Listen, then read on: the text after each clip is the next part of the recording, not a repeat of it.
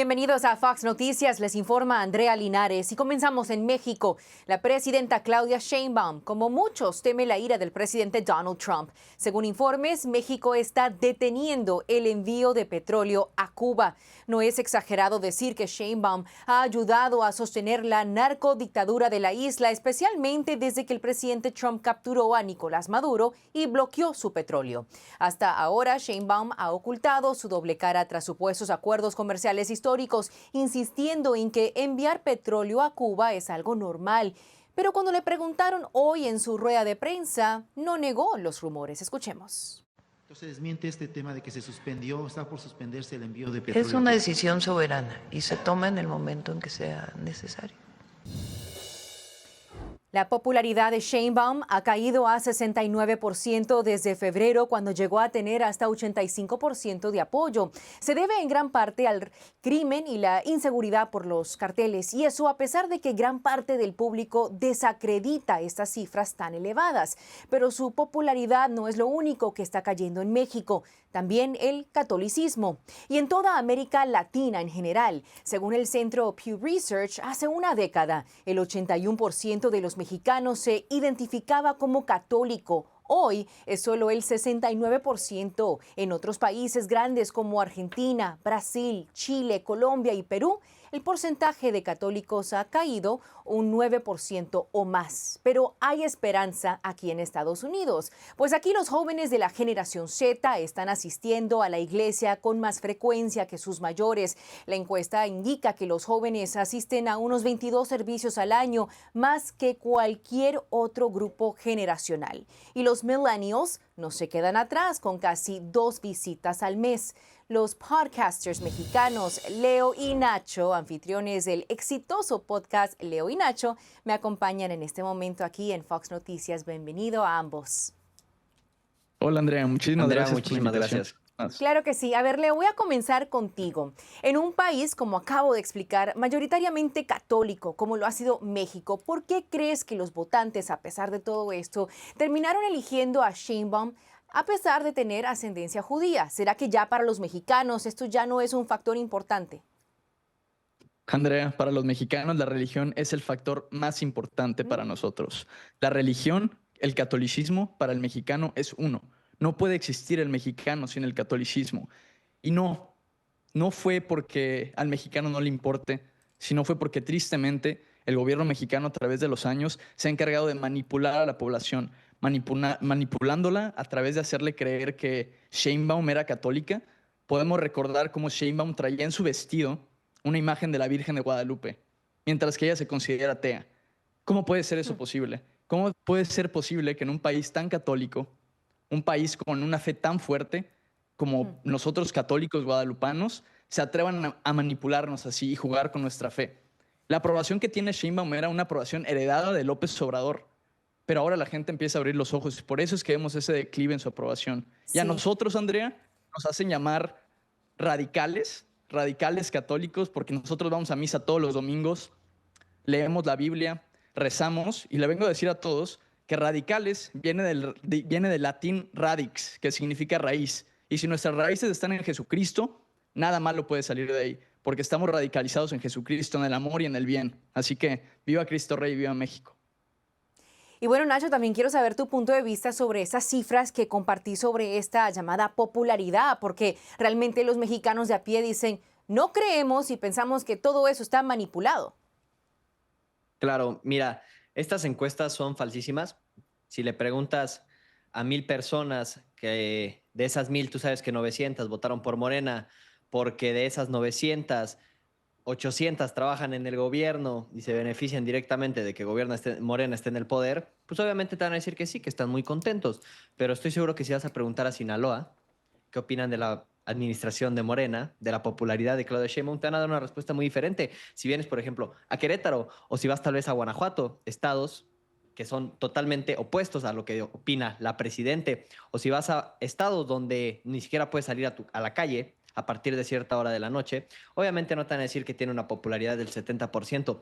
Eso simplemente lo hacen para ir desalentando a la oposición, que a ver, hay que ser muy claros también, no han sabido presentar a ningún candidato y lo único que están haciendo es festejan cada vez que la popularidad de Claudia Sheinbaum baja un 1%, gritan como si fuera mérito de ellos. No, no es mérito de ellos, es tristemente significa lo que representa que el país cada vez va peor, pero ellos no han hecho nada absolutamente para oponerse a este gobierno.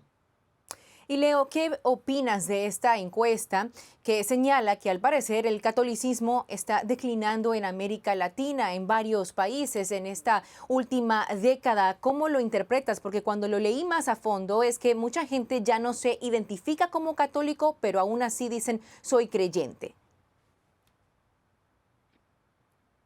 De hecho, justamente estaba investigando esas estadísticas el día de ayer. Y también lo que tenemos que ser muy inteligentes con este tema de estadísticas, porque también de lo que nos damos cuenta es que la cantidad de personas que creen en Dios ha caído. Eso es un hecho. Entonces, incluso también existen estadísticas que dicen que el catolicismo va en aumento, pero en sí no está aumentando mucho, sino que las estadísticas demuestran que está aumentando porque muchas personas están dejando de creer en Dios. De hecho, muchos protestantes han pasado de ser cristianos protestantes a volverse ateos. Entonces, yo estoy triste al respecto de esto. El día de ayer estaba hablando con unas personas que saben mucho acerca de estadísticas y acerca del tema del catolicismo y me hablaban acerca de esto y me da tristeza. Me da tristeza también que sea algo de orgullecerse de ir 1 o 2 veces al mes a la iglesia. A ver, deberíamos de estar yendo cada semana, incluso más, porque la juventud, todos en el mundo necesitamos a Dios más que nunca, necesitamos a Jesucristo. Bueno, entonces Nacho, estamos reportando estas cifras, es también lo que está escuchando Leo, ¿no? Esta falta de interés de ir a la iglesia. ¿A qué se debe? ¿Por qué? Mientras tanto, hacemos ese contraste con lo que se vive aquí en Estados Unidos y estamos más bien viendo que la generación Z y también los hombres jóvenes sí están mostrando más interés en pues, su religión, en ir a la iglesia. Claro, yo soy muy consciente de que en mi generación, la generación en la que pertenecemos Leo y yo, y la que sigue, vamos a ser la generación que se acerque más a Dios, contrastándonos con la de nuestros padres, por una sencilla razón. Ya vimos a dónde nos llevó a alejarnos de Dios. Ya A que las estamos viendo familias las cada vez sean más consecuencias en el débiles. mundo de muchas maneras, ¿no? Claro, totalmente. Las familias cada vez son más débiles. La tasa de suicidio en hombres está más alta que nunca. Cada vez tenemos menos hijos. Cada vez hay más depresión. Cada vez somos más dependientes de las redes. De las redes, este materialismo que no nos llena absolutamente a nadie. Cada vez hay más hombres que no tienen sentido. ¿Qué pasó? Nos alejamos de Dios. Nos alejaron de Dios. Nos vendieron un libertinaje que no funciona. Un libertinaje que al único que beneficia son a los que están en la cúpula del poder, no a los ciudadanos de a pie. Y creo que nuestra generación es muy consciente de esto. Creo que nuestra generación está buscando respuestas. Cuando uno busca respuestas, tarde que temprano llega a la religión católica, se acerca a Jesucristo. Es que muchos están realmente sintiendo, viviendo ese vacío y por eso también comienzan a buscar algo en Dios y ahí es donde encuentran esa respuesta. Leo y Nacho, como siempre, muchísimas gracias por acompañarme el día de hoy. Saludos. Gracias, Andrea. Muchísimas gracias y que viva Cristo Rey. Y al regresar, un analista militar nos levanta el telón sobre el oscuro y letal mundo que navega bajo el mar, los narcos submarinos. No se lo pueden perder.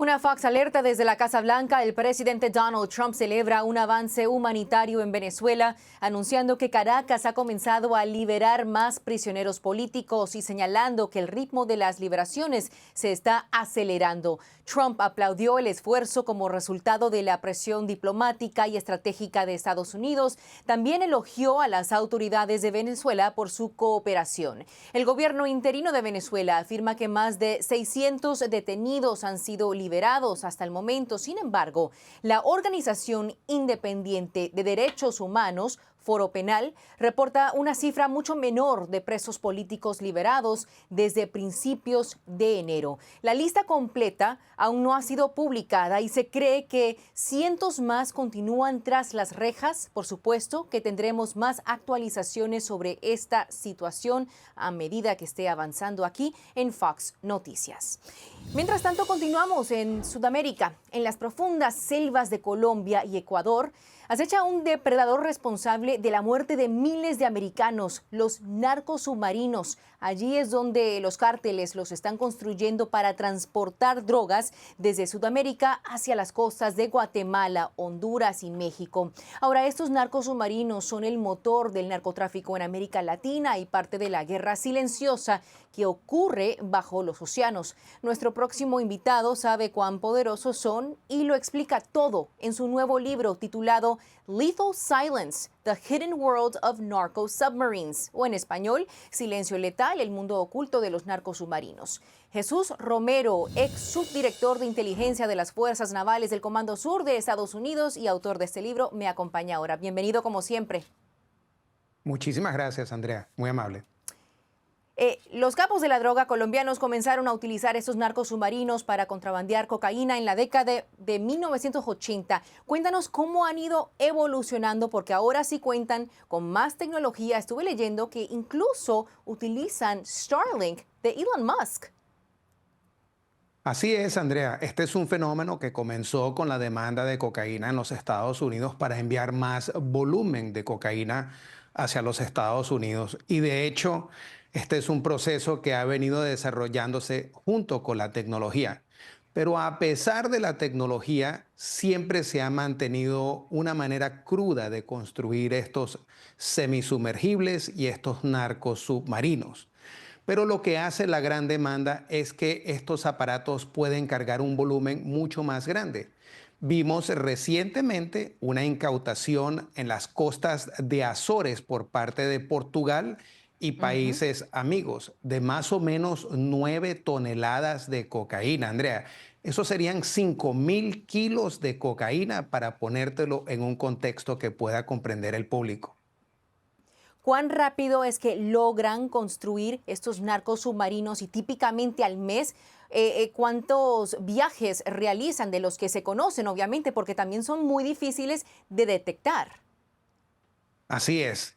Los narcotraficantes y las organizaciones de transporte tienen la habilidad de más o menos construir, dependiendo de dónde sea el sitio, 1 a 2 semisumergibles o embarcaciones de bajo perfil para poder llevar este cargamento de unas 3 a 6 toneladas de promedio, lo que hace muy rentable de que estos aparatos sigan en construcción.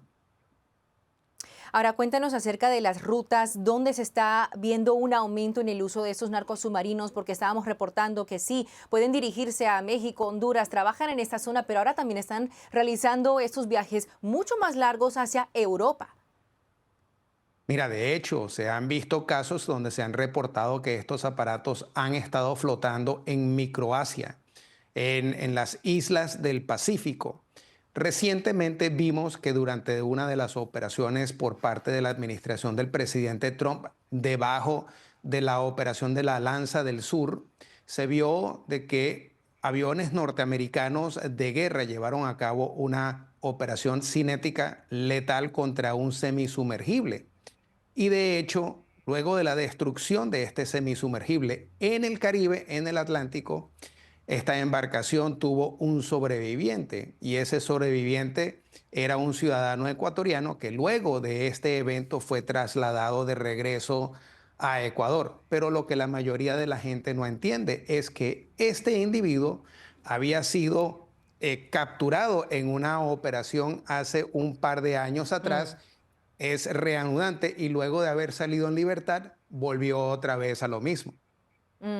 Entonces, cuéntanos acerca de los retos que enfrentan las autoridades o qué pueden hacer los países también para trabajar en conjunto, detener estas narco submarinos y al mismo tiempo, pues tratar de encontrar esos grupos, esa cadena que financia estos procesos.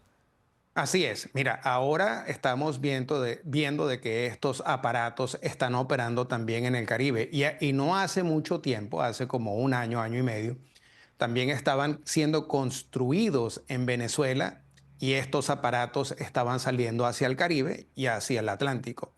El problema de estos narcosubmarinos es que debajo de su bajo perfil, que andan por la superficie del mar, se hacen sumamente difíciles de detectar y de llevar a cabo una operación de interdicción marítima.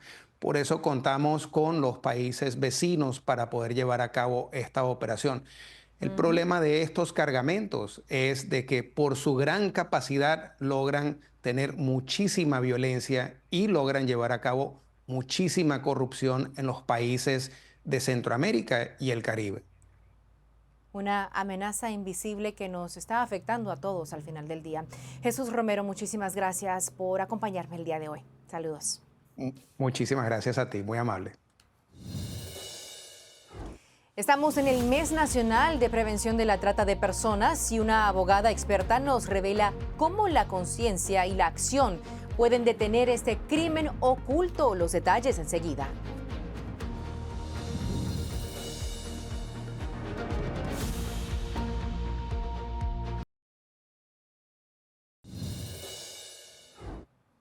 Bienvenidos de vuelta a Fox Noticias. Enero es el mes nacional de la prevención contra la trata de personas y aunque estamos terminando el mes, esta es una crisis que merece nuestra atención durante todo el año. El presidente Donald Trump lo entiende perfectamente. Desde el inicio de su mandato, la Casa Blanca no ha dejado de trabajar para arreglar el desastre que dejó el gobierno de Biden. Gracias a su débil política migratoria, los demócratas perdieron el rastro de aproximadamente 300,000 niños migrantes y muchos de ellos terminaron en manos de redes de trata de personas. Pero en apenas 11 meses, la administración Trump ha logrado encontrar a 62,000 niños. La abogada especialista en trata de personas, Stephanie Ovalles, está conmigo ahora. Bienvenida, abogada. ¿Cómo se encuentra? Hola, ¿cómo está, Andrea? Abogada, este mes, como acabo de mencionar, el Departamento de Seguridad Nacional y el DOJ además aumentaron los recursos para combatir y además crear conciencia sobre la trata de personas. ¿Qué acciones adicionales específicamente están tomando o desde su punto de vista hacen falta aún? Bueno, todavía en sí hacen falta que más organizaciones sepan tratar a víctimas y sobrevivientes de trata de personas. Lo que estamos viendo es que aunque se está combatiendo, todavía esto pasa muy frecuentemente y es algo que necesitamos más organizaciones que sepan qué buscar en sobrevivientes y víctimas y cómo coordinar mejores para ayudarlos. ¿Cuáles son esos desafíos más significativos Como para tratar de luchar contra la coordinar, trata de personas? tratar de coordinar servicios para que las víctimas y los sobrevivientes no tengan que decir su historia a cada persona que tenga, vamos a decir, un pedazo de esa ayuda.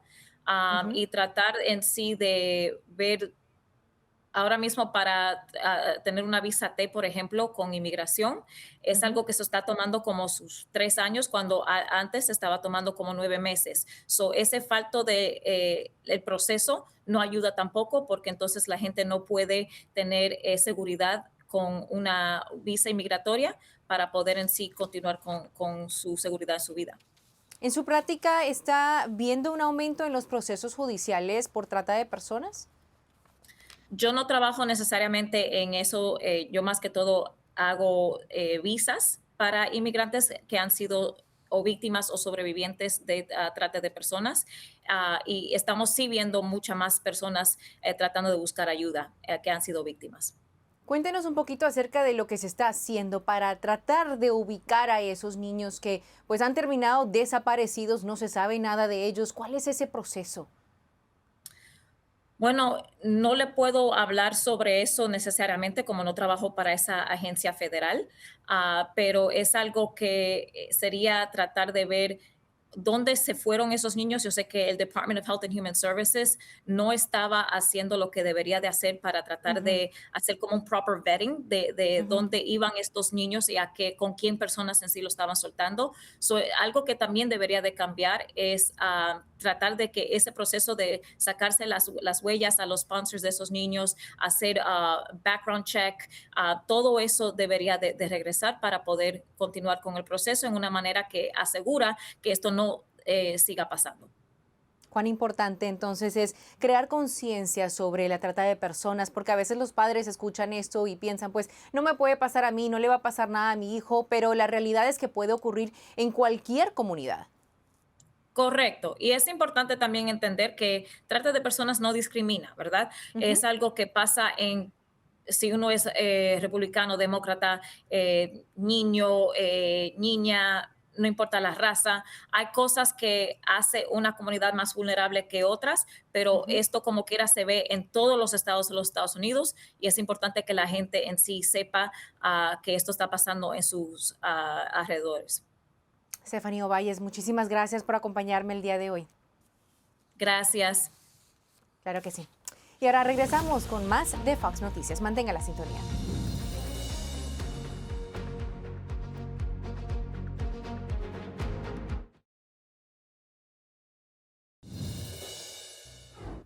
Muchísimas gracias por acompañarme el día de hoy. Nos pueden seguir en Instagram, Facebook, X y TikTok para que no te pierdas absolutamente nada con Fox Noticias. Yo soy Andrea Linares.